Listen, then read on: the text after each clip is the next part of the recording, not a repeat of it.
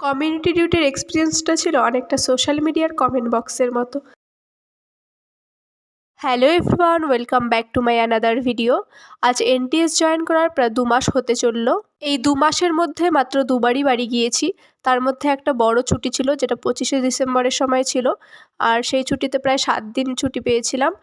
আর এ সপ্তাহে শনিবার বাড়ি গিয়েছিলাম, যেহেতু কিছুদিন পরই সরস্বতী পুজো রয়েছে, তো তার জন্যই কিছু জিনিস আনতে বাড়ি গিয়েছিলাম। চাইলে প্রত্যেক সপ্তাহে শনিবার বাড়ি গিয়ে আবার রবিবার ফিরে আসতে পারি, কিন্তু যেতে আসতে আর কয়েক ঘন্টা বাড়িতে থাকতেই ছুটির সময়টা শেষ হয়ে যায়। আগে যে রবিবারটা ছিল আমাদের কাছে ছুটির দিন, এখন সেই রবিবারটাই হয়ে গেছে আমাদের কাছে ছোটাছুটি করে সারা সপ্তাহের জমে থাকা কাজ করার দিন।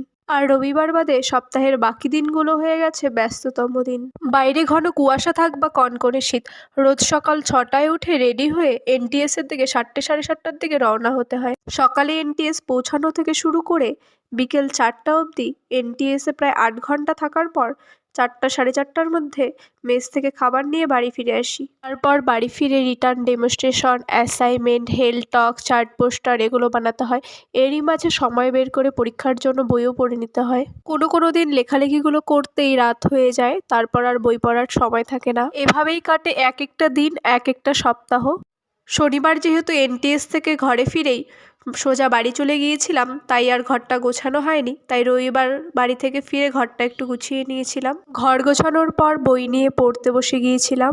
কিছুটা সময় বই পড়ার পর মাঝে একটা ছোট্ট ব্রেক নিয়ে আমি আর আমার রুমমেট একটা ছোট্ট মুড়ির পার্টি করেছিলাম। মুড়ি খেতে খেতে হঠাৎ মনে পড়লো আমার তো চার্ট পোস্টার বানানো এখনও বাকি রয়েছে। কাল থেকে তো কমিউনিটি শুরু হবে, সেই দিনের জন্য বই পড়া ওখানেই শেষ। তারপর শুরু হয়ে গেল চার্ট পোস্টার বানানো, ছবি আঁকা আঁকি, লেখালেখির কাজ। পরের দিন সকালে এমন একটা ঠান্ডা কনকনে সকাল দিয়ে শুরু হলো আমাদের প্রথম কমিউনিটি ডিউটি। কমিউনিটি ডিউটির এক্সপিরিয়েন্সটা ছিল অনেকটা সোশ্যাল মিডিয়ার কমেন্ট বক্সের মতো। অনেক ভালো কমেন্টের মাঝে দু একটা খারাপ কমেন্ট যেমন থাকে, ঠিক তেমনি। কেউ হয়তো যাবার পথে রাস্তা থেকে ডেকে নিয়ে গিয়ে বলেন, দিদিমণি আসুন একটু আমার বাড়িতে প্রেশারটা মেপে দিয়ে যাবেন। আবার কারো বাড়ি 4-5 জন মিলে ভিজিট করতে গেলে সেখানে হয়তো 2টো চেয়ার বের করে দিয়ে বলেন, দিদিমণি আমার বাড়িতে 2টো চেয়ারই আছে, আপনারা দুজন একটু বসুন। আবার কেউ হয়তো বলে, তোমরা যে এগুলো করছো তোমরা কি এগুলোর জন্য টাকা পাচ্ছ?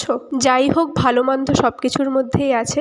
তবে কমিউনিটিতে যাওয়ার পর লোকেরা যখন দিদিমণি বলে ডাকে, ভালোবেসে ডাকা দিদিমণি ডাকটার মধ্যে আমরা আমাদের পরিশ্রমের সার্থকতা খুঁজে পাই। এভাবেই চলছে আমাদের কমিউনিটি ডিউটি। আজকের ভিডিওটা এই পর্যন্তই, দেখা হচ্ছে একটা নেক্সট ভিডিওতে।